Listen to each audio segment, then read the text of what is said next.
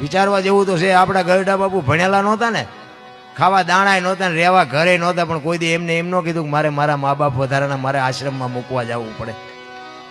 આજ બાપુ મૂક્યાનો માર્ગ નથી, પણ કોઈને મા બાપ જ નથી ગમતા. એ બાપુ આ દુનિયા કોઈ દી ક્યાંય ન અટકે.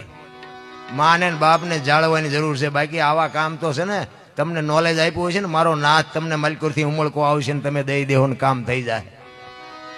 પણ માના ને બાપના આશીર્વાદ છે ને બાપુ, વિધિના ચકડા ફેરવી નાખે. લખવું હોય તો લખી લેજો રા. મેં હમણાં કીધું એમ, હું મારી વાત કરું ને, મેં જિંદગીમાં બાપુ કઈ સારું કામ જ નથી કર્યું. કોઈને સીતારામે નથી કર્યા, મંદિરે નથી ગયો, કોઈને 10 રૂપિયા આપ્યા નથી.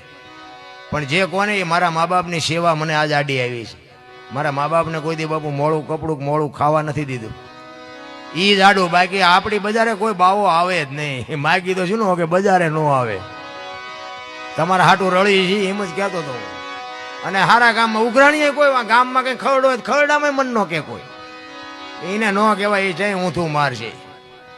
પણ આ સેવાનું ફળ છે. આ તમે હેઠે બેઠા છો ને અમને ઉપર ચડાવ્યા ને, આ સેવાનો પ્રતાપ છે.